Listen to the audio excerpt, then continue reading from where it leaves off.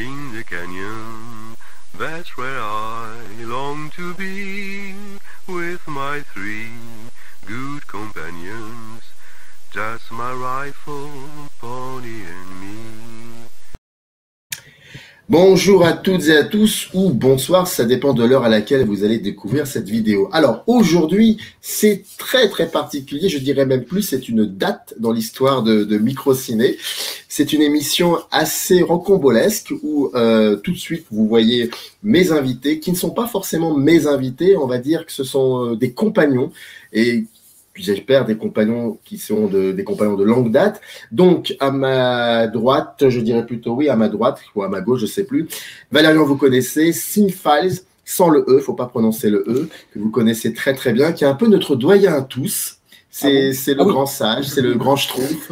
Voilà, sur YouTube, oui, possiblement, oui. C'est tout ça et plus. Et d'ailleurs, je vous invite à vous rendre sur sa chaîne pour découvrir la nouvelle vidéo qu'il a publiée récemment, qui est une conversation, une réelle conversation autour du film de Todd Phillips, le Joker. Donc ça, je vous y invite. Il est là avec moi. Et il y a juste en dessous Jules, que vous connaissez très bien, qui fait partie de cette secte qui s'appelle les Gardiens du cinéma, et je suis super honoré qu'il soit là parmi nous. Comment vas-tu, Jules? Ça va très bien et merci pour l'invitation. Je suis très heureux d'être là et d'échanger avec vous sur une émission qui s'annonce passionnante. Voilà, donc cette émission s'appelle Parole. Alors, chez Microciné, il y a les grands entretiens, il y a Fait Croquer, pas besoin de présenter, vous connaissez, et il y a maintenant une nouvelle émission qui s'appelle Parole avec un S entre parenthèses. Je voulais depuis très longtemps, on en fait croquer, essayer de retrouver des personnes que j'avais interviewées, ou plutôt des personnes avec qui j'avais dialogué, pour leur proposer de revenir chez Microciné et de discuter tranquillement, pépère, voilà, de manière assez sereine, sur des films qui ont cette particularité, soit d'être édités actuellement en DVD, ou alors, j'espère, d'ici quelques semaines, des films qui sortiront dans les salles de cinéma, et on pourra en parler. En fait, c'est une espèce de masque et la plume, c'est une espèce de comité de rédaction qui se retrouvent et qui va parler de plusieurs choses, de plusieurs films, et parole, pourquoi parole? Parce qu'au sens étymologique du terme, c'est le rapprochement de deux choses, donc on va comparer deux choses, des plans, des images, des films. On va peut-être se disputer, mais ça restera toujours dans le cadre professionnel. C'est réellement, et je insiste beaucoup là-dessus, et je n'y reviendrai plus, mais je voulais quand même dès le départ le dire, c'est une émission de parole, de critique, et avec cette joliesse et cette noblesse que sont la critique de cinéma. Et voilà, donc on est là pour parler des films, rien que des films, et d'essayer de comprendre un peu ce qu'il en est. Pour cette première émission enregistrée dans les conditions du direct, il n'y aura bien évidemment pas de questions-réponses avec le chat, mais il s'avère que à partir du deuxième épisode, ce sera une émission en direct, et là, ce sera autre chose. Voilà. Donc, je crois avoir tout dit. Avant de commencer, est-ce que vous auriez peut-être des questions, des choses à me dire, ou des choses que je n'aurais peut-être pas forcément développées, et voilà. Donc, tout va bien, tout se passe bien. Aujourd'hui, au programme, on est très en retard parce que cette émission, on devait la faire depuis très longtemps, mais j'ai eu quelques complications. Alors, aujourd'hui, on va parler donc de 3 films, 2 films réalisés par le même cinéaste, Francis Ford Coppola, et un autre film réalisé par un Danois, si je ne me trompe pas, qui s'appelle Jesper W. Nielsen. Alors, les 2 films de Coppola sont Jardin de pierre, plutôt Peggy Sue s'est mariée, je crois qu'il est sorti en 86. 86 si je me trompe et pas. 87. Voilà. C'est ça. Alors, donc, Peggy Sue s'est mariée avec Kathleen Turner, qui est sortie en 86, et Jardin de pierre en 87 avec James Caan, entre autres. 2 films qui sont sortis en DVD chez Carlotta, je crois, c'était le 17 février de cette année. Donc, on est assez en retard, mais ça n'est pas grave. Et le 3e film, c'est The Exception, qui a cette particularité, alors d'être disponible, alors qui a été distribué par Whiteside depuis le 1er avril, disponible en VOD et en achat digital depuis le 1er avril. Et j'en profite pour saluer Benjamin Gessler de Whiteside, qui, grâce à lui, nous a permis de voir le film et de pouvoir en parler. Donc, 3 films. On va commencer par Coppola, si vous le souhaitez bien. Donc, c'est des films qui sont sortis donc au milieu des années 80. Les années 80, c'est une période très particulière dans la filmographie de Francis Coppola, parce que c'est un cinéaste qui a tout gagné, tout reçu, qui a fait des films extraordinaires, qui a été jusqu'au bout même de ses projets, en pratiquement 15 ans, entre 65 et la fin des années 70. À la fin des années 70, surtout, il y a un film extraordinaire qui heurte, qui passionne, qui est vraiment un film fleuve, qui est Apocalypse Now, et qui a d'ailleurs une résonance assez importante avec Jardin de Pierre, on va en parler. Donc c'est très particulier dans l'histoire du cinéma, un cinéaste qui aurait tout fait, c'est comme si c'était quelqu'un qui est à 40 ans, qui est président de la République, et qui ne peut plus l'être, et donc maintenant il lui reste encore 50 ans de vie comme ça, qu'est-ce qu'il va faire? C'est exactement ce qui se passe chez Coppola, et on va commencer donc plutôt par Peggy Sue s'est mariée, qui date de 86, qui a une particularité, qui a une résonance avec un point commun avec Jardin de Pierre, c'est que ce sont des films comme d'autres films qu'il va faire dans les années 80 comme Tucker, ou alors avant comme Outsiders par exemple. Ce sont des films qui revisitent une période qui était la période plutôt de l'enfance, voire même de l'adolescence de Coppola, les années 40, les années 50, voire un peu les années 60. Donc, avant toute chose, je voudrais savoir, Valérian ou Jules, quand vous avez découvert pour la première fois, on va essayer de parler des deux films en même temps, on va essayer de faire ça pour voir. Quand vous avez découvert Peggy Sue et Jardin de Pierre, quelles ont été vos premières impressions, surtout par rapport à Peggy Sue? Est-ce que vous avez trouvé ça plutôt assez bizarre de la part d'un cinéaste qui a beaucoup travaillé sur le présent, ou est-ce que c'est quelque chose qui pour vous était évident, du fait qu'il revienne comme ça dans cette période pour parler aussi peut-être un peu du présent? Valérian, ou Jules. Ah, Jules, t'allais en... Non, je sais pas, oui. Non, je trouve que, en fait, c'est cohérent. C'est-à-dire que, comme tu l'as dit, c'est un cinéaste qui a de grande ampleur dans les années 70, qui a fait des films qu'on pourrait qualifier d'opératiques, ou en tout cas qui ont une dimension spectaculaire. Évidemment, Le Parrain et Apocalypse Now, qui sont les films majeurs de cette époque-là. Et donc, il arrive aux années 80, et aux années 80, il perd tout, notamment avec le virtuose Coup de cœur, qui est un four commercial. Et à partir de là, il est obligé de faire des films de commande, en fait, pour refaire des films, en fait, tout simplement, parce qu'il n'aura plus la possibilité d'en faire si ça ne fonctionne pas, s'il n'a pas ses roues de secours. Et Peggy Sue s'est mariée. Serait le film qui pourrait le plus dénoter peut-être dans sa filmographie, l'un d'entre eux en tout cas, mais il y a des similarités, il y a des choses en fait qui font penser que Coppola, lorsqu'il fait ce film-là, a quand même gardé son identité. Même si c'est un film de commande, on retrouve notamment quelque chose qui est très intéressant dans sa filmographie, c'est son rapport au temps. Je pense que Coppola, c'est un cinéaste qui, même s'il a fait des films, comme tu l'as dit, souvent inscrits dans le présent, il a quand même toujours convoqué un ici et un ailleurs. Et on voit toujours ça dans notamment Jardin de Pierre aussi. C'est un cinéaste qui va avoir un regard. Alors, il le faisait souvent en alternance dans ses autres films, mais dans Peggy Sue s'est mariée et dans Jardin de Pierre, on retrouve des personnages qui ont une envie d'ailleurs, qui ont envie de voir ou d'avoir quelque chose qu'ils n'ont pas. C'est d'un côté Peggy Sue qui souhaite revenir dans le présent, et de l'autre, les soldats qui veulent retourner ou aller au Vietnam. Donc ça, c'est quelque chose qu'on retrouve beaucoup dans sa filmographie. Et c'est vrai que Peggy Sue, même s'il a tout du film des années 80, avec son pitch à la Retour vers le futur, enfin c'en est édifiant tellement ça y ressemble, il apporte quand même sa patte, et on retrouve ce qui fait sa filmographie, et aussi dans les deux films son rapport au cinéma classique, parce que je trouve que ce sont deux films d'une grande sobriété, et où on ne retrouve aucun cynisme. Les deux sont d'une noblesse absolue, je trouve. C'est ce qui fait la force de ces deux films, et qui font que ce sont des films de Coppola, à mon sens. Alors, j'interpelle Valérian, mais ce qu'on va faire, c'est que après cela, si vous avez envie de prendre la parole, vous pouvez y aller directement sans que je l'interpelle. On est vraiment réellement dans une discussion, donc c'est la seule et dernière fois que je me permettrai de t'interpeller. Valérian, qu'est-ce que tu penses de tout ça? Jules a bien fait d'évoquer Coup de cœur, parce que, en ce qui me concerne, quand j'avais terminé Peggy Sue, je n'avais pas eu grand intérêt vraiment à la fin du film. Je me dis, mais qu'est-ce que je peux dire sur ce film? Enfin, il y a rien qui m'a interpellé. Et c'est en creusant, parce que je connais pas très bien Coppola, c'est en creusant dans les années 80, même avant, après, que j'ai découvert l'aura autour de Coup de cœur. En fait, à partir de Coup de cœur, j'ai trouvé l'intérêt envers Pegasus et marié et les jardins de pierre. Et ça va même, alors que Jules, tu disais que voilà, il y avait une sobriété dans la mise en scène de Pegasus et marié. Moi, je trouve que Pegasus et marié garde comme des stigmates des cicatrices de coups de cœur.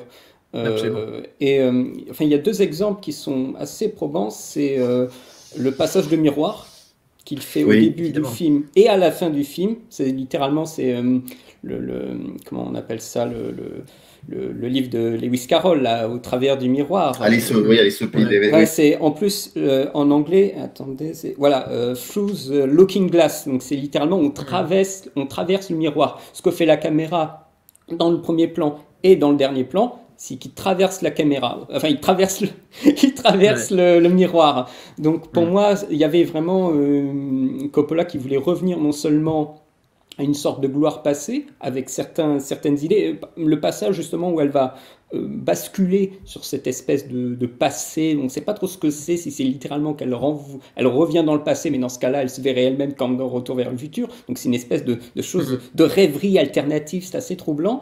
Eh bien, on a des changements, des bascules de lumière sur elle, sur son visage, et là, c'est clairement les bascules de lumière qu'on a dans Coup de cœur. Tout d'un coup, l'environnement devient rouge et on a des cliquetis et tout ça. Vraiment, il y a dans la mise en scène un maniérisme que j'ai retrouvé de Coup de cœur. Et là, tout d'un coup, je commençais à me réintéresser sur le film, à me remettre dedans. Et la deuxième chose, en effet, le retour sur le passé, on l'a en binôme dans le jardin de pierre et Pegasus est marié. D'un côté, un effroyable passé avec le Vietnam, qui nous est montré plus en fragments à travers des dires, des lettres, où on a des gens des images d'archives aussi. Voilà, des images d'archives, des gens qui sont énumérés comme morts. C'est le truc très important dans le film. On a des fragments, mais qui nous fait ressentir la guerre comme présente alors qu'elle est absente. Hein, c'est vraiment l'absence crée plus de présence presque. Et dans Pegasus est marié, un passé très... qui fait ressurgir beaucoup, je trouve, d'optimisme, de positivité sur cette société où on était dans la consommation. Je crois qu'il y a un terme qui s'appelle la grande société. Je crois que c'était une espèce d'affaire politique du président de l'époque qui voulait créer une espèce de nouvelle société post-50.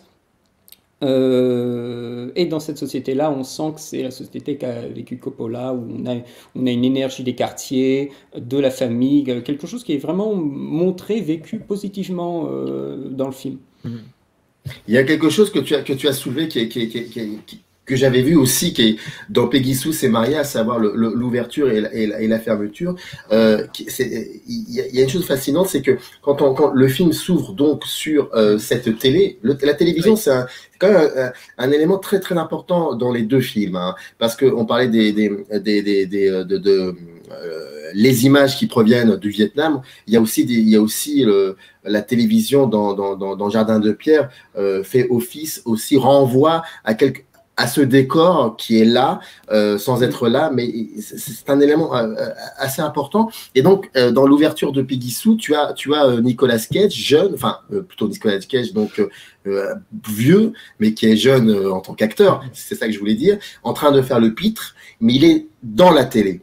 Il n'est pas à l'extérieur, il n'est pas dans la pièce, il est dans la télé. Et tu as leur fille qui regarde, donc je crois que c'est Helen Hunt, qui est aussi très jeune à l'époque, et tu as Kathleen Turner qui est en train de se maquiller. Mais ce qui est assez fascinant, c'est qu'on voit l'artifice, on voit qu'il y a quelque chose qui ne va pas. Coppola n'est pas con, il sait pas, on sait pertinemment qu'il aurait vu que quelque chose n'allait pas, que ça entre Kathleen Turner qui est en train de se maquiller et sa doublure. On voit que c'est une doublure. Donc, il y a quelque chose de l'artifice qu'il installe, et c'est ce dispositif en disant voilà ce que ça va être ce film finalement. Et le dernier plan, il est juste génialissime, et c'est ce qui montre que Coppola reste avant tout un grand cinéaste de la forme, c'est qu'il reprend exactement la même configuration, mais il y a une chose qui a changé, c'est que Nicolas Cage n'est plus dans cette télé, il n'est plus dans un miroir ou je ne sais quoi, il est avec eux. Et puis on sort du miroir aussi, le mouvement est Et puis on contrarié. sort du miroir. Et puis Euh, on sort du c'est, miroir. mais c'est intéressant parce que c'est là, je pense que le cœur de l'analyse est, on va dire, c'est que ce sont deux films sur les images.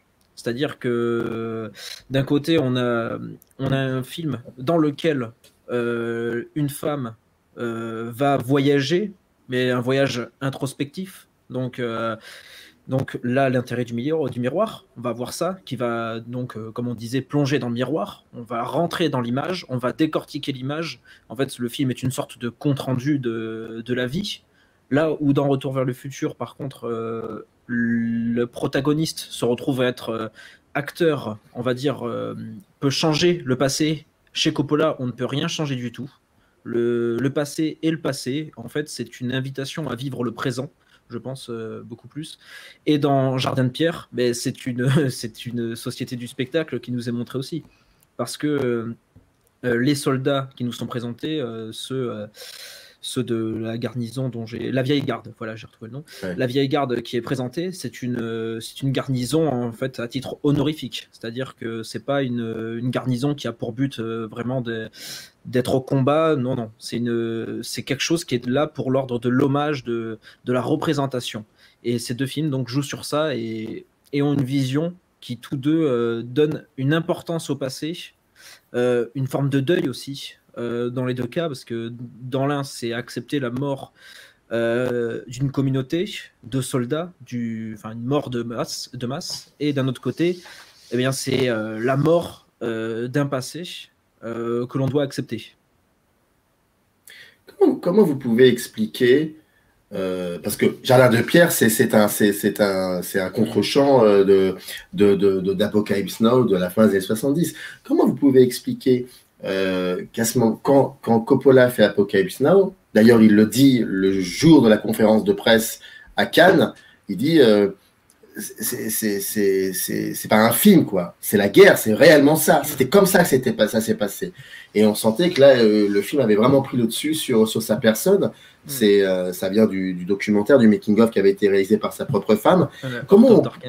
Exactement. Comment vous pouvez expliquer? Je pose pas la question en tant qu'animateur. Hein, je n'ai pas la réponse et j'aimerais bien en discuter avec vous. Comment vous pouvez expliquer que Coppola, dans Apocalypse Now, si tenté, il fait un film à grand spectacle, il montre la guerre comme un véritable spectacle en disant seul le cinéma peut réellement montrer ce que c'était que la guerre, loin de la littérature, loin de la peinture, tout cela. Et dans Jardin de Pierre, c'est totalement différent. C'est la guerre ou ses travers, enfin plutôt la guerre est montrée en hors-champ, et c'est quelque chose qui se passe comme si c'était dans un espèce de huis clos. D'ailleurs, les gens qui connaissent pas très bien ce film sont surpris parce qu'ils pensent qu'il va y avoir des scènes liées à ça, à cette guerre-là, et puis parce qu'ils connaissent Coppola. Comment on peut expliquer en quelques années ce revirement de situation? La perte de son fils, peut-être déjà, qui donne un côté beaucoup plus mélancolique aussi, et peut-être beaucoup plus, sobre aussi, pour rendre hommage. Et ça, je pense que le film Jardin de Pierre le retranscrit totalement. On parlait de l'ouverture et de la fermeture de Peggy Sue s'est mariée. Je crois que Coppola, comme tous les grands cinéastes, en fait, arrive à retranscrire en deux images ce que sont leurs films. Et en ça, on peut découvrir la note d'intention de ces productions. Et quand on voit Jardin de Pierre, évidemment, on voit que c'est la noblesse, que c'est la beauté, que c'est l'hommage que l'on veut rendre avec ce travelling latéral qui photographie le cimetière d'Arlington. Et là, c'est sûr que c'est tout l'inverse d'Apocalypse Now qui, lui... c'est pas la même chose. Et ça, on va dire que là, c'est vraiment un film classique, je trouve, mais classique au sens extrêmement noble du terme. C'est un film qui cherche à représenter une communauté, qui cherche à représenter les États-Unis, notamment la classe moyenne, alors que Apocalypse Now, je trouve que c'est un film beaucoup plus intime. Certes, il représente la guerre, mais c'est la guerre d'un point de vue d'un homme qui est complètement détruit, ravagé par la guerre. Donc je pense que c'est ça le changement d'approche de Coppola. C'est vraiment cette question du point de vue. Je pense qu'il y a aussi une affaire de saturation, hein. Apocalypse Now, il a tout donné, il a menacé de se suicider. À un moment, stop, j'en peux plus, quoi. J'ai déjà plus le budget parce qu'on me fait plus confiance. Et de deux, j'ai tout donné. Pourquoi faire une redite? Alors, il fait une simulation avec les soldats, là, la nuit, là, il fait sa petite simulation de guerre, mais on voit bien que c'est du pipeau, que c'est presque un peu ridicule, quoi. Au point, justement, que les généraux qui sont en train de surveiller un peu l'exercice, mais ils disent, mais qu'est-ce qu'il est en train de foutre? Le James Caan, il fout la merde. Non, c'est pas comme ça, en fait, qu'on fait la guerre. Mais voilà, mais c'est presque pour s'en moquer, presque, de cette situation-là. Mais pour lui, c'est terminé, en fait, de représenter la guerre de cette façon, comme il l'avait fait dans Apocalypse Now. Donc pour moi, c'est plus par saturation, parce qu'il a tellement tout donné qu'il n'a plus rien à proposer. Pour la représentation de la guerre, comme il a pu le faire aussi proche du conflit. Je dirais aussi que, même, je dirais, en termes de prod, ce qui s'est fait à cette période-là, c'est les gens qui sont un petit peu en retard, tu vois. Lui, il passe sur autre chose, mais les gens un peu en retard, les gens qui veulent revenir un petit peu pour donner un meilleur ton à l'Amérique, du style Rambo 2, ou il y avait un truc avec, en plus là, le nom français, il est à la con, là, Retour vers l'enfer, ou Retour en enfer, un truc comme ça, avec Gene Hackman. C'est un vieux gars, un vieux soldat là qui se dit oh je veux revenir au Vietnam pour récupérer mon fils. C'est vraiment le machin un peu Americana, nous voilà quoi. On revient pour flanquer une bonne raclée une fois pour toutes. C'est ce genre de choses. C'est arrivé un petit peu en décalage avec les films qui étaient très très proches du Vietnam. Ça, Coppola, il préfère même se détacher de ces tendances-là sur le retour, voilà, l'Amérique sur le retour du Vietnam. Mais parce qu'il l'a vécu réellement. Voilà, donc il n'a pas besoin de le reformuler encore et encore. C'est là aussi, c'est bien de tout d'un coup de lâcher un peu du lest, de se recentrer sur la société comme il a pu faire avec Cotton Club, Rusty James, de revenir un petit peu à autre chose plutôt que continuer à être gangréné en fait par cette expérience et traîner ça pendant des années, des années.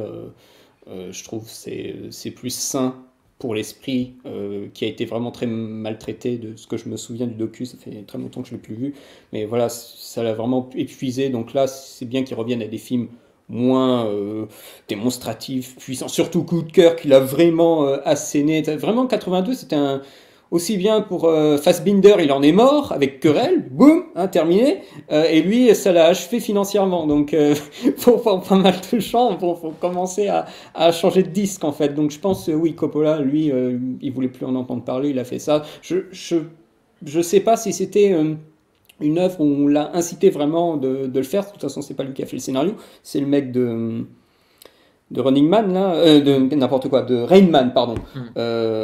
Ronald Bass, je crois. Je suis plus sûr.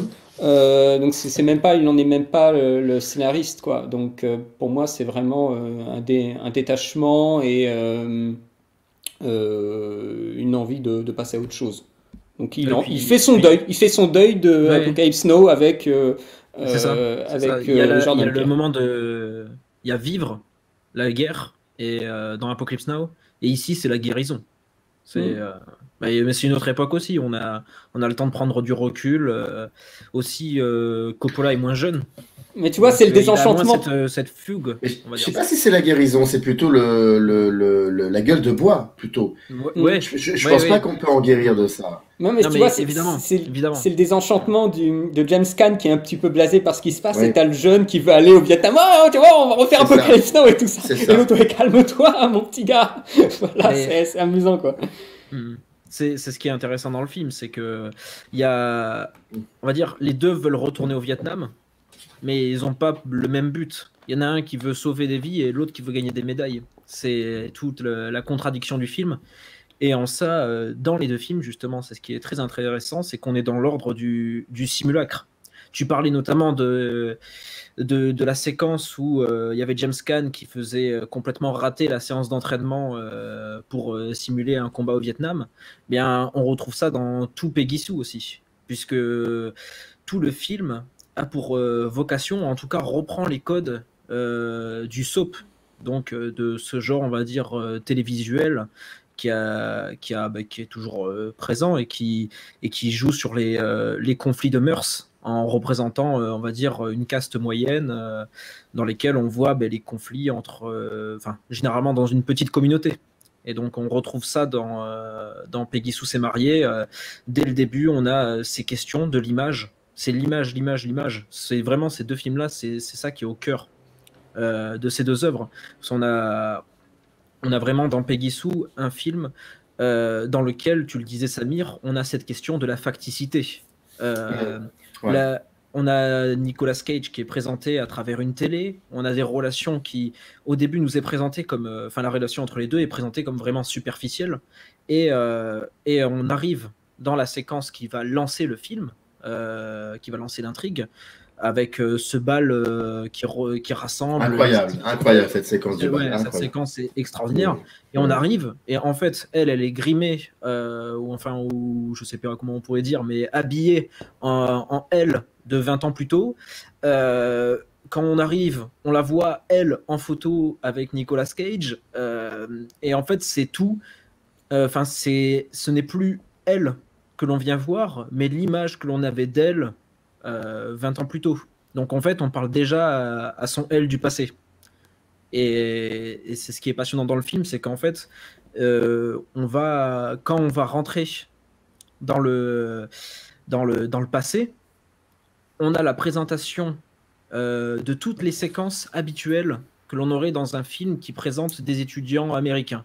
On a les séquences dans les bars, les séquences au lycée où on va se foutre de la gueule du poète, du geek, etc. Il y a toutes ces séquences-là, vraiment des choses que l'on voit dans tous les films, on va dire, qui ont cette nostalgie-là. Et en fait, le film va les déconstruire, en fait. Il va quasiment les ridiculiser, en fait. Il va les faire changer de sens. Et tu le disais, au début, on a cette facticité dans l'image de la famille. Et ensuite, quand on va ressortir du tableau, quand on va ressortir de la glace, on va avoir cette vérité, en fait, ce cœur. On s'est rendu compte que tout ce que la fille a vécu, en fait, a une profondeur.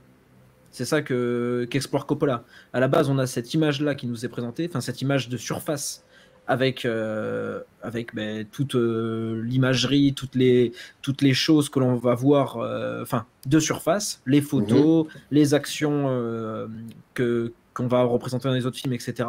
Mais qu'en fait, derrière ça, Peggy Sue, elle a vraiment une existence, elle a vraiment un caractère. Je trouve que c'est ça qui est passionnant et ça se voit dans les deux films. Il y a aussi ce côté assez incroyable, c'est que cela soit dans Jardin de Pierre ou dans Peggy Sue s'est mariée, les deux films épousent le même schéma narratif qui est le cercle. Et j'ai cette impression que quand ou le burrito. Ah oui, comme ils disent avec la théorie du temps. C'est ça exactement. Mais au début, les deux films s'ouvrent en insistant sur l'idée que les personnages étaient ici, se trouvaient ici. Et à la fin des deux films, les personnages ne sont plus dans cette idée de on se trouvait là, mais maintenant ils disent on est là. Il y a quelque chose comme ça qui a changé et qui fait et qui donne à ces deux films, qui les démarque un peu de toute cette production qu'il y avait à l'époque, dans les années 80, qui avait tendance à revisiter une période de l'âge d'or de l'histoire américaine, et qui finalement était montrée qui dans cette manière de revisiter avait tendance parfois à mettre de côté certaines choses du passé qui pouvaient peut-être être discutables, alors que Coppola, lui, il n'est pas dans cette idée-là, parce que peut-être il les a vécues et donc il sait de quoi il parle aussi, mais surtout parce que ces personnages doivent aller jusqu'au bout de leur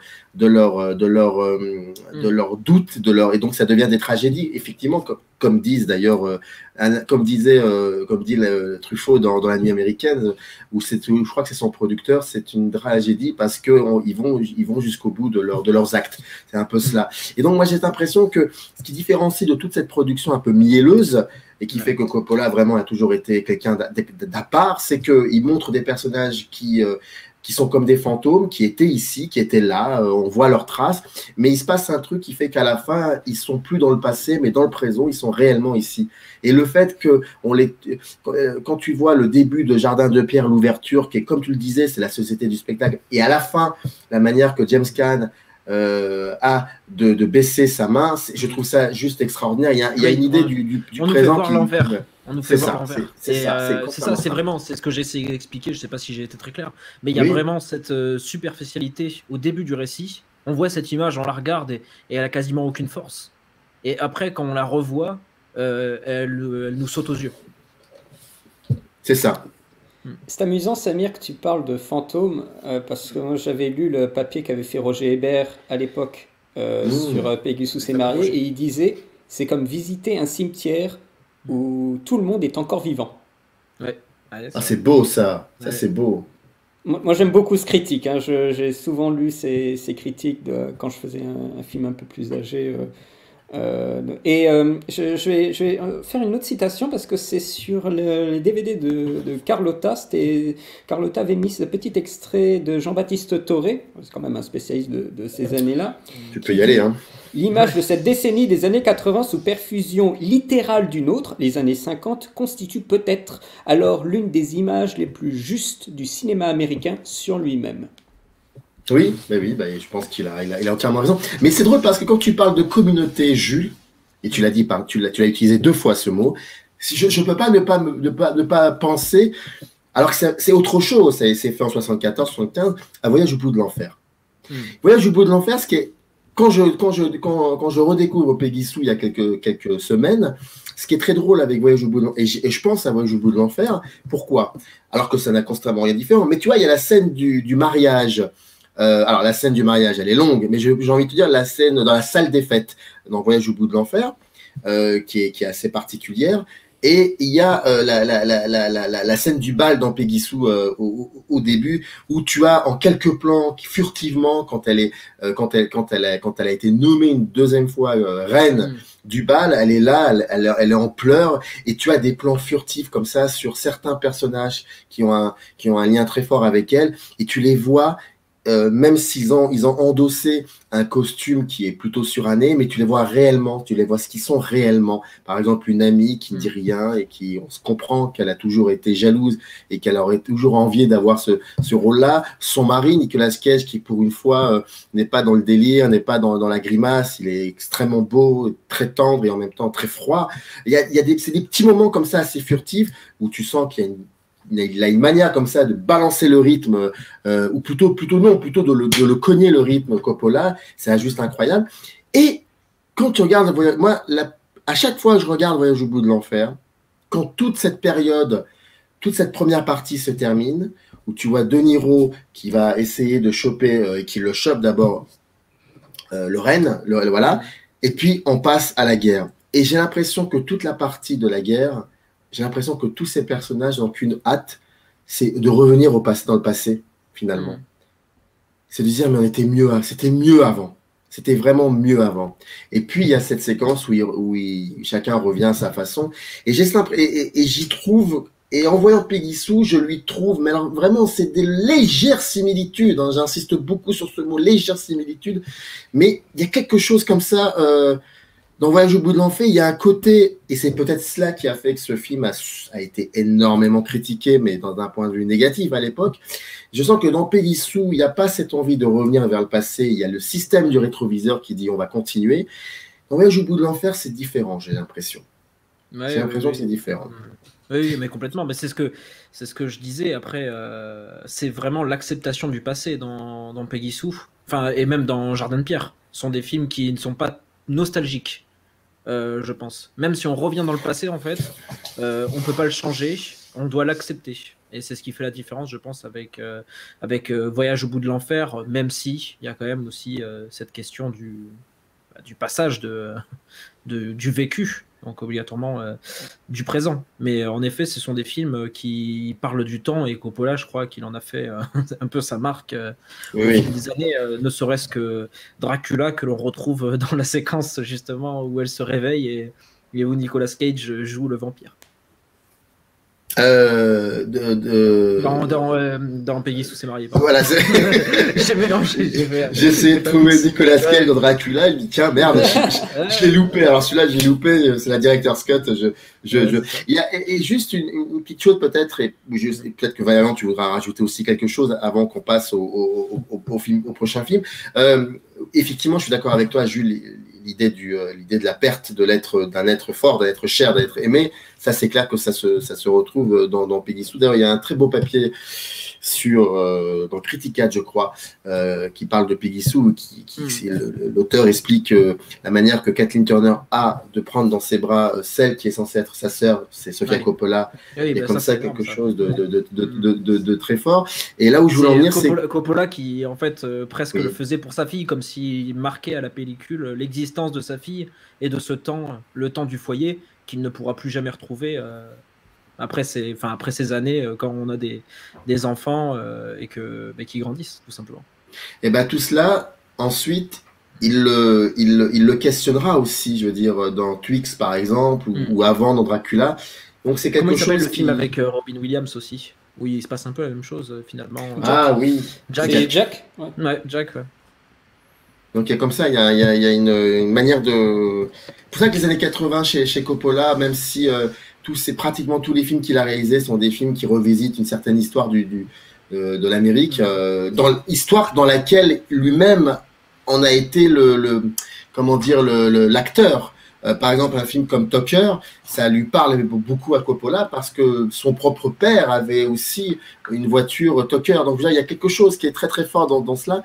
Et c'est une période vraiment assez passionnante, je trouve, les années 80 chez Coppola, qui est qui se démarre totalement de ses confrères qui ont grandi dans les années 70. Mais on parlait la dernière fois c'est vrai que j'insiste beaucoup sur ça et ça peut être un peu chiant, mais par exemple, je trouve que Coppola est beaucoup plus progressiste parmi ses confrères, alors que c'est surtout lui qui a utilisé un cinéma très classique, comme on dit, mais il y a quelque chose d'assez incroyable et qui restera toujours incroyable. Et c'est ce qui fait que les Cahiers du cinéma, il y a 2-3 mois, ils ont fait un numéro assez incroyable aussi. Donc, dans Peggy Sue, il y a cette séquence aussi dans la voiture où les rôles sont complètement inversés, où c'est la fille qui prend les devants et Nicolas Cage qui se retrouve brusqué, alors que justement c'est ce qui est intéressant dans le film, dans la séquence qui précède le soir où en gros c'est le premier soir où on va tirer un coup, où il y a cette soirée où on voit le personnage de Nicolas Cage, Charlie, qui chante avec son groupe,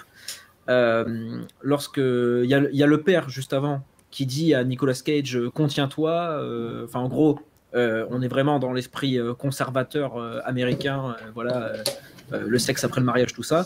Et il y a cette séquence dans la voiture juste après qui vient totalement contredire cette vision-là avec Peggy Sue qui vient justement contredire les dires du père et de l'homme justement qui, devant les autres, joue de sa virilité, qui d'ailleurs quand il parle à Peggy lui dit oui, il faut qu'on reste ensemble pour la promo, et puis on a dit qu'on le ferait ensemble, tout ça, nana.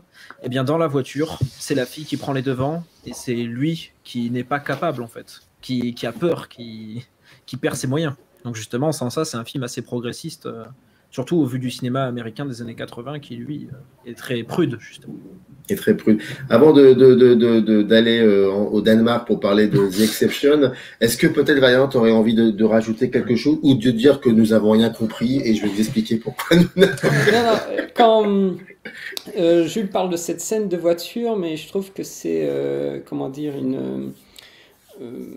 un esprit progressiste mais qui est mal placé puisque c'est quand même quelqu'un qui est déformé je crois qu'elle a 42 ans le personnage, donc elle vient se confronter à des mœurs qui sont tout à fait normales pour l'époque, donc c'est une espèce de côté dissonant qui n'a pas d'importance, d'influence, mais sur le coup ça choque. Mais moi j'étais avec le personnage de Nicolas Cage parce qu'elle vient avec son expérience et sa faculté de voir le futur. Et dans un sens, moi, ça m'a un petit peu troublé parce qu'elle agit comme une gosse de 18 ans qui n'a pas le recul devant Nicolas Cage qui est en train de chanter. mais comme si c'était la première fois qu'elle le voyait, ce qui me troublait. Je me dis, bah, elle l'a déjà entendu, c'est pas si fou que ça. Parce qu'il y a Jim Carrey, Oui. Jim Carrey Qui fait pas trop le compris. fou. Moi, je trouve ça bien. Tout d'un coup, elle prend conscience qu'elle a plus d'expérience que n'importe qui dans cette époque, et elle commence à dire, alors oui, toi, il faut que tu apprennes à faire les godasses, je sais trop quoi, que ça va être une super invention, il faut que tu penses à ça, et que tout d'un coup, elle commence à prendre les devants comme une femme des années 80, enfin, je suppose, moi je suis pas né dans les années 80, devant Nicolas Cage qui lui est complètement troublé. Mais c'est normal qu'il soit troublé, et pour moi, je l'ai pas vécu, la scène même, je l'ai pas vécu comme quelque chose de progressiste, mais plus là vraiment, tu vois, dans la comédie de mœurs, voilà, où voilà, Nicolas Cage il sait pas trop comment, sur quel pied danser, et finalement lui il préfère quelque chose. Mais il arrive à tout mélanger. Oui, voilà, tout mélanger. ça le perd pour le coup, le personnage. Et moi, j'étais aussi un peu perdu pour le coup. Oui, mais Coppola, c'est sa force aussi, et c'est la force des cinéastes classiques, c'est il arrive dans son cinéma à glisser une forme d'horizontalité. C'est-à-dire que les situations sont toutes complexes, et on ne peut pas les réduire à la guerre au Vietnam, oui, c'est une guerre terrible, mais en même temps, on ne peut pas dire que pour certains, elle n'a pas de valeur, ou qu'on ne mérite pas de fêter d'honorer les cinéastes, les soldats morts au combat. Parce que cette guerre est inhumaine, qu'elle est terrible, etc. Non, c'est justement toute la force de son cinéma, c'est justement d'avoir un regard qui est tout le temps contrebalancé.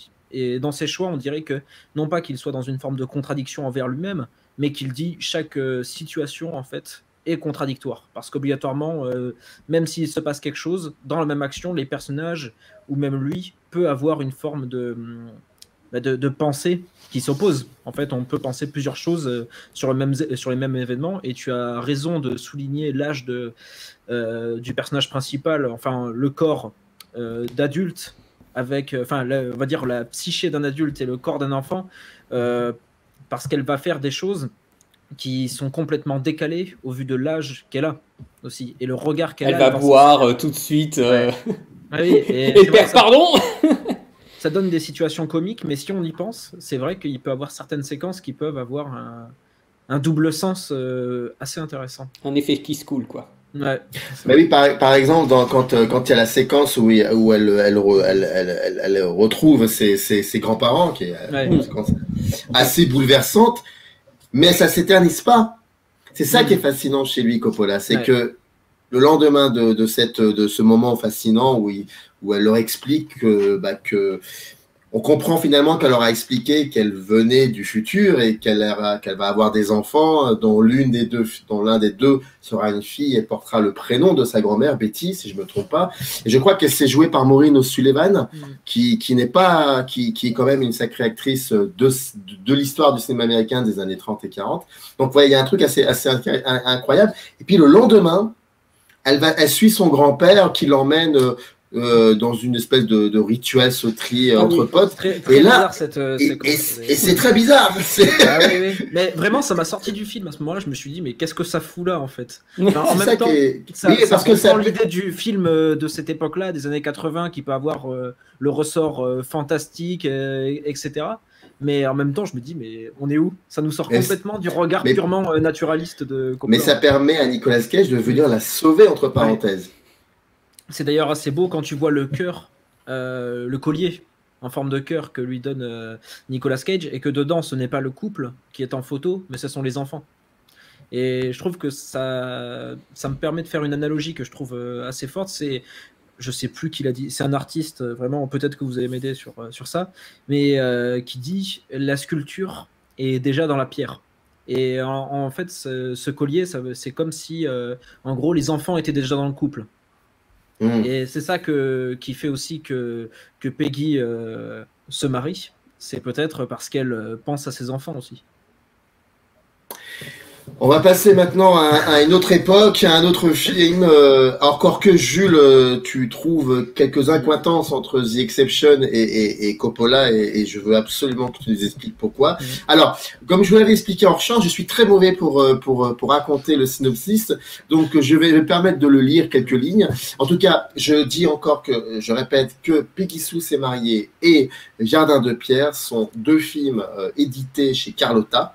Depuis la mi-février, depuis le 17 février, c'est encore disponible, donc allez-y, procurez-vous. N'hésitez pas, bien évidemment, parce que c'est une émission qui sert aussi à cela, à nous envoyer vos propres commentaires, suggestions, des retours, des théories aussi sur les films. Je pense qu'on y reviendra à chaque épisode parce que ça peut être passionnant. Donc, dernier film, The Exception, qui est réalisé par le cinéaste Jesper Nielsen, et qui est distribué par Wildside, qui est accessible en VOD, en achat digital depuis maintenant le 1er avril. Ça raconte l'histoire de Anne-Lise, qui rejoint en tant que documentaliste une petite ONG danoise qui travaille sur les génocides. Très important, ça. Et d'ailleurs, dès le début, on comprend cela. Alors, il y a des remarques mesquines, il y a des mises à l'écart. Dès le départ, elle fait face à un front glacial instauré par 3 employés. Je trouve que Allociné explique bien les choses. Vraiment, je m'y attendais pas. Le harcèlement subi par Anne-Lise vire au cauchemar lorsque ses collègues reçoivent des menaces de mort par email. Et là, je vais arrêter là, parce qu'en fait, il faut savoir que ces 4 femmes vont soupçonner en fait quelqu'un qui est une espèce d'ancien criminel de guerre serbe qui a été dénoncé un peu dans le cadre de leur recherche. Voilà, il y a tout cela. Ça, c'est le synopsis du film qui est très progressivement n'est pas forcément un thriller anodin, qui sort un peu de ce cadre et qui, en gros, moi, c'est un film qui m'a assez, comment dire. J'ai eu la même sensation que toi, Valérien, avec Peggy Sue s'est mariée, c'est que en sortant du film, je voyais très bien où le cinéaste allait nous emmener, malgré quelques twists et une fin un peu particulière. Mais ce que j'aime bien dans ce film, et avec le recul, ce que je garde de ce film, c'est cette idée incroyable que on peut travailler à partir du moment où on travaille dans un endroit où on est censé cohabiter avec, comment dire, allez, je vais être manichéen, le mal absolu, et essayer de le rejeter, ce mal, on finit de manière un peu surréaliste, voire indirecte, irrationnelle plutôt, à se retrouver habité par ce mal-là, sans savoir réellement que c'est quelque chose que l'on fournit. En fait, c'est comme on a appelé le racisme ordinaire, le fascisme ordinaire, il y a une espèce de mal ordinaire. Un peu ça, j'ai l'impression que le film veut questionner. Et à la fin, je trouve que le film ne le questionne plus, mais par contre, le film le dit ouvertement, le pointe et voire même le juge un peu. Donc ça, c'est quelque chose qui m'a sans spoiler, mais c'est quelque chose qui m'a un peu surpris, comme s'il y avait une espèce de retournement de situation voulu par quoi, par qui, le scénariste, le réalisateur, je sais pas. J'étais un peu perturbé par cela. Je sais pas ce que vous en pensez. Ouais. Moi, c'est un film qui m'a un peu décontenancé. Parce que je trouve que je le mets dans la catégorie des films hybrides, pour être poli, et dans la catégorie moins poli des films bâtards. C'est-à-dire que pour moi, en fait, les partis pris du film sont autant les qualités que les défauts. C'est-à-dire que tu l'as bien dit, je pense que c'est un film qui manque cruellement de subtilité, dont on voit les coutures. Moi, j'ai trouvé qu'en fait le film était assez redondant dans sa structure. Oui, c'est ce que je dis, il est hybride, parce que on va, la mise en scène en fait, ça toujours les mêmes tics, le scénario toujours les mêmes tics. C'est texte sur les origines du mal. Mise en avant du mal dans l'espace de travail, comment il prend de plus en plus de place, et hop, on revient à un texte avec explication du mal, hop, comment le mal à partir de ce texte se développe, et on retrouve beaucoup, voilà, c'est leitmotiv, parce que tout le film est structuré comme ça. On a notamment ces images, ces jeux de reflets qui travaillent cette idée du mal et du double, puisque les personnages sont complètement sont dans une forme de dualité. tu l'as très bien dit en parlant on va dire, de mal ordinaire, eh bien, eux, ce sont des images mentales qui les suivent, quelque chose de passé, ou enfin, généralement une personne en fait qui les suivent, pour pas trop spoiler, mais en gros, c'est sous forme d'images mentales que l'on voit, on va dire que leur mal, ou en tout cas ce qui crée le mal chez eux, se matérialise. Et donc, eux, en fait, ils le voient dans la même pièce qu'eux, généralement. Notamment on va dire le protagoniste principal, qui est suivi par un enfant, Oui. par un, comment dire, il est kényan, c'est ça, si je dis pas de bêtises. Donc un enfant soldat en fait, dans un camp dans lequel elle était prisonnière. Et donc cet enfant le suit et il la hante, même, je peux dire. Et tu me disais tout à l'heure, je suis curieux de savoir quelles sont les similarités avec Peggy Sue et Jardin de Pierre et ce film-là. Je pense que c'est l'image toujours. Ce sont 3 films en fait qui dialoguent par rapport aux images. Donc on avait Jardin de Pierre et Peggy Sue, on a beaucoup expliqué ce que c'était. Mais pour ce film-là, c'est comment les images mentales, comment notre nous intérieur se matérialise en fait. Et comment nous on le perçoit. Comment vivre avec ça, plutôt. C'est ce que tu... Oui, évidemment. D'accord, ok. Mais ouais, le film m'a beaucoup décontenancé. Ouais. J'ai eu beaucoup de mal. Tu es dans le même esprit, même doute aussi, Valérian, ou plutôt tu... Tu vois, tu as tout à fait exprimé l'idée quand tu as commencé à faire le synopsis, qui était un synopsis écrit que je suppose tu as lu, c'est que c'est très confus. Ah oui, c'est lu. Hein, voilà, tu vois, c'est confus, ça va dans tous les sens, parce que je pense que le réalisateur veut donner la même importance. Moi, je ne l'ai pas senti comme mal, mais plutôt comme malheur. Il veut donner la même importance au malheur des différentes protagonistes. Du coup, moi, j'attendais d'avoir quelque chose à laquelle me raccrocher, et ça a pris beaucoup de temps. Ça a mis presque plus d'1 heure pour moi.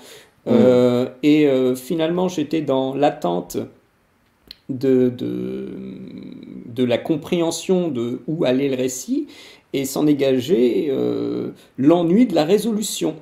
Vraiment, on nous fait monter la sauce pendant un sacré moment, et au final, la résolution va tellement vite qu'on nous le dit presque à demi-mot. À un moment, elles sont devant le directeur de recherche ou d'études du lieu qui dit « Tournez la page maintenant !» Et c'est littéralement ce que j'ai ressenti pour le film. J'ai l'impression que le film n'a pas un scénario pour un film, mais plutôt un scénario pour une mini-série.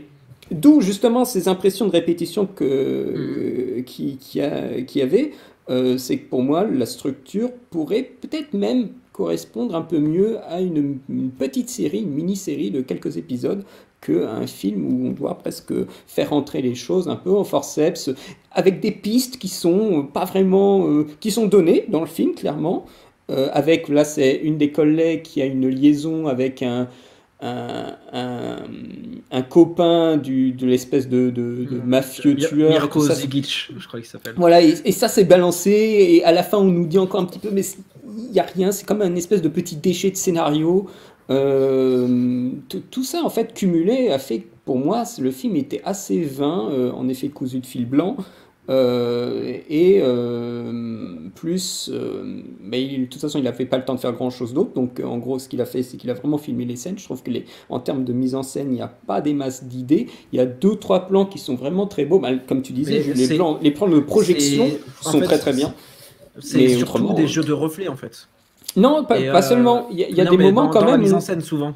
Oui, que ça revenait tout le temps. Absolument, surtout au début, je trouve. Mais il y a quand même des moments où tout d'un coup, la réalisation se réveille en mettant carrément face à face sa projection elle-même dans le plan, dans le réel, en fait.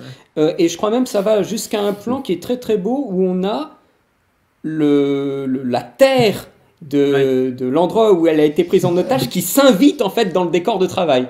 Ça, c'est magnifique. Mais je trouve qu'il n'y a pas assez d'énergie dans la mise en scène pour nous faire... pour me faire ressentir en tout cas les enjeux du récit. Je la trouve très confuse aussi, la mise en scène à ce niveau-là, parce que dans la représentation de ces images, bon déjà moi j'ai beaucoup de mal, ça me fait penser en fait à un autre film que j'aime bien, mais qui n'est pas du tout réaliste dans le traitement des images et de ce que perçoivent les personnages à l'intérieur d'eux, c'est La Maison du Docteur Edwards d'Alfred Hitchcock, qui est un film qui est tout à fait intéressant, un film psychanalytique, et je pense que même celui de Nielsen, il pourrait aller dans cette vision-là aussi, mais la manière dont sont présentées les visions des personnages, que ce soit les rêves ou ici les images mentales, je trouve que ça fonctionne. Enfin, dans l'idée, ça ne fonctionne pas parce que personne ne voit les choses de cette manière-là. Enfin, en tout cas, moi, dans ma vision des choses, ça me perturbe parce que d'un côté, chez Hitchcock, personne ne rêve comme ça, vraiment personne. Enfin, il faudrait quand même me sortir un truc où tu vois des. Enfin. Bref, on va pas rentrer dans La Maison du Docteur Edward, mais chez Nielsen, c'est vrai que je trouve que ça ne fonctionne pas, cette idée d'image mentale. En fait, c'est une idée conceptuelle, mais ça ne dépasse pas le concept. Et justement, moi, où j'étais très confus, où j'ai trouvé la mise en scène très, très confuse, c'était justement dans la présentation de ces images, et comme tu le disais, l'arrivée petit à petit de l'image qui prend de plus en plus de place, qui va se révéler. Et en fait, moi, ce qui m'a dérangé, c'est la toute fin du film. Pour ne pas la révéler, en fait, on passe de l'autre côté, on va dire. Voilà, enfin, je ne dis pas, mais on va dire le décor de l'image mentale prend de plus en plus de place, et à la fin, on se retrouve dans l'image mentale. Et justement, je trouve qu'en fait, c'est que cette idée où on se retrouve là-bas, en fait, fait perdre totalement tout ce qu'a créé la mise en scène juste avant, que je trouvais déjà pas très sympa, enfin pas très bien développé, mais qui à la fin fait perdre toute cette force en fait à l'image. Parce que justement là où il y avait un réel intérêt, c'était justement que la vision, les visions des personnages, elles étaient dans leur cadre de vie. Alors que là, quand on voit l'image de base, elle sort de ce cadre-là. On n'est plus dans la réalité, on est dans l'ordre du on ne sait pas trop souvenir ou juste de la monstration du cinéaste de l'événement. Et je trouve que ça en fait perdre beaucoup. On a l'impression que... Ouais, vas-y, pardon. je t'en prie. Ouais. Non, je voulais juste cette impression que c'est ce travail sur l'histoire, la grande histoire et sur ces images-là, donc c'est quelque chose de l'ordre du mouvement. J'ai parfois cette impression, et je rejoins Valérian sur l'idée même de travailler le temps sur plusieurs étapes. J'ai cette impression, plusieurs strates, j'ai l'impression que ça dépasse complètement ce qu'il voulait faire. Il est dépassé, il est bouffé même par ce sujet. Il a voulu raconter trop de choses, je pense, en un seul récit de long métrage. Il y a trop de choses. Et puis faire des corrélations avec la force même, la puissance même d'une image, je veux dire, c'est balèze et c'est pas si évident. Et est-ce que c'est de cette manière-là qu'il faut questionner la puissance de l'image? Je sais pas, j'ai du mal en fait. On peut pas, c'est pas une rédaction quoi. Je veux dire, il y a pas, c'est pas divisé en trois parties, introduction, développement, conclusion.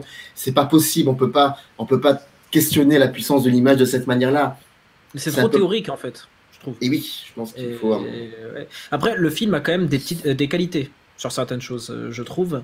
Notamment quand je disais la redondance, la mise en scène en leitmotiv, il y avait quand même quelque chose d'intéressant, c'est que ça pouvait représenter la systématisation de la barbarie de l'homme et ici des génocides. Parce que justement, le fait que ça se répète, c'est comme si l'homme ne comprenait pas en fait ce qu'il faisait.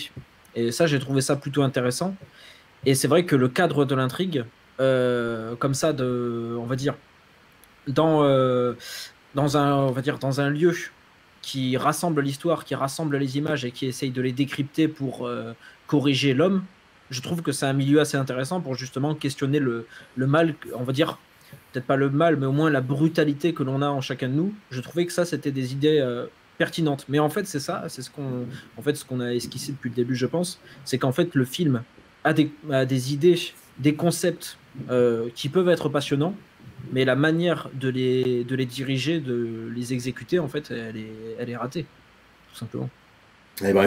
Est-ce que tu aurais quelque chose à rajouter, Valérian, avant qu'on clôture ce premier épisode? Je devrais dire par rapport à la répétition, c'est là où peut-être la répétition est la bienvenue, c'est le rapport au travail.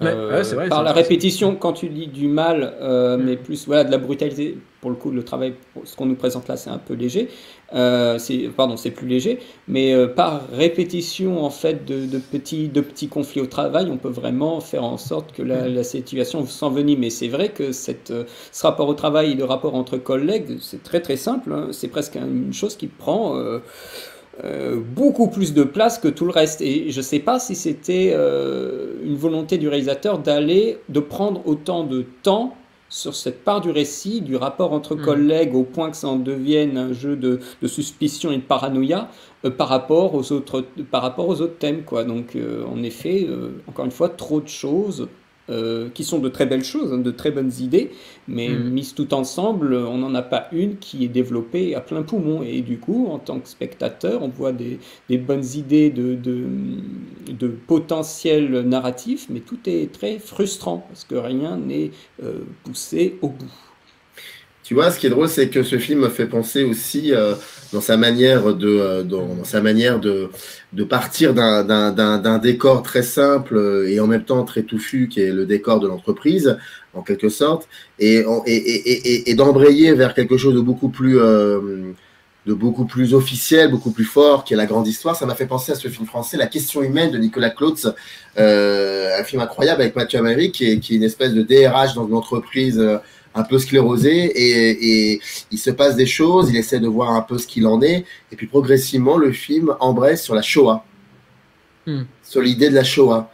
Et c'est réalisé par Nicolas Clautz et scénarisé par Perceval, je crois, Elisabeth Perceval, qui sont un couple de cinéastes assez incroyables, qui travaille beaucoup sur l'image-temps, sur la condition citoyenne, donc les migrants, sur le rapport à l'autre, sur pas mal de choses, sur la puissance de l'image. Et dans ce film qui est une fiction, il y a comme ça un univers très glacial, très sclérosé, très bizarre, où le temps est suspendu et une petite histoire devient finalement une grande histoire, et à un moment on commence à embrayer vers quelque chose de beaucoup plus moins rhétorique, et c'est la grande histoire, et c'est Shoah, la Shoah, et c'est assez incroyable.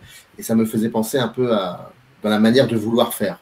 C'est ça qui me faisait penser à ça. Et donc pas dans la réalisation, visiblement. Et donc pas dans la réalisation, pas dans la réalisation, malheureusement. Est-ce que vous auriez des choses à rajouter sur les deux Coppola ou sur celui-ci, par exemple, le The Exception, où je crois qu'on a peut-être fait le tour de la question? Ouais. Regardez Coup de cœur, c'est trop bien. Ouais. Moi, c'était une révélation. En fait, par le biais de deux films que j'ai moyennement aimés, ça m'a fait découvrir Coup de cœur. Et du coup, je remercie Peggy Sue s'est mariée et Jardin de Pierre de m'avoir fait découvrir Coup de cœur pour le coup. Génial. Un jour, on va faire un live sur, je sais pas, je sais pas, allez, on va dire Arnaud Desplechin, et puis Valérie à la fin nous dira, écoutez, il faut absolument que vous regardiez Luc Besson, finalement. C'est grâce à Desplechin, Luc Besson, il est extraordinaire. En tout cas, je répète, parce que c'est aussi un peu mon rôle de répéter, Peggy Sue s'est mariée, Jardin de Pierre, deux films que vous pouvez trouver, donc édités par Carlotta, et vous pouvez trouver depuis le 17 février, et The Exception, un film qui est disponible sur la VOD et actuellement ou en achat digital depuis maintenant le 1er avril, et c'est distribué par Wildside. Donc ces trois films-là, dans un sens, vous sont recommandés, regardez-les, dites-nous ce que vous en avez pensé, dites-nous aussi ce que vous avez pensé de cette émission, c'est très important pour nous d'avoir des retours. En tout cas, moi je dis tout, on a enregistré aujourd'hui, nous sommes le 14 avril, demain ce sera le 15, l'émission sera publiée, donc nous attendons ça avec impatience. Sachez que samedi 17 à 21h, il y aura l'épisode 2, je vous dis pas sur quoi on va parler, mais c'est vraiment différent, et c'est un peu ça. Et là, on sera vraiment dans l'actualité, même si ce mot-là me fait un peu peur, mais on sera quand même un peu dans l'actu. Je vais faire quelque chose que je n'ai pratiquement jamais l'habitude de faire. Si vous avez aimé cette vidéo, un pouce. Si vous n'avez pas aimé, abonnez-vous, désabonnez-vous, faites ce que vous voulez. Cliquez sur la cloche. Voilà. Le plus important, je ne sais pas si mes compagnons seront d'accord avec moi, vraiment, si vous avez des choses à nous dire, dites-les, écrivez-les, des commentaires, des théories. Ça, c'est génial, je trouve, et on reviendra là-dessus, je vous le promets, lors du live. Voilà, donc Valérian, merci beaucoup. Jules, merci beaucoup. Je pense qu'on va peut-être faire un petit débriefing sur tout ça, mais c'était vraiment très agréable de discuter de ces films-là, et on revient samedi 17, toujours à 21h. Peut-être, Jules, tu aurais envie de dire, est-ce qu'il y a un Cinémood qui va arriver bientôt, là, Comme tous les vendredis, moi, en ce C'est moment, tous les vendredis. je suis en cinéma. Eh ben, c'est génial. Bon, alors, on découvrira le vendredi à 20h. C'est 20h? À 20h, on découvrira tes invités. Et il y a la vidéo de Valérian sur le Joker que je vous invite à voir et surtout à écouter. Vous comprendrez pourquoi. Moi, je n'ai pas encore terminé, mais voilà. Merci beaucoup. Je lance le générique et on se retrouve pour l'épisode 2. Donc, samedi 17.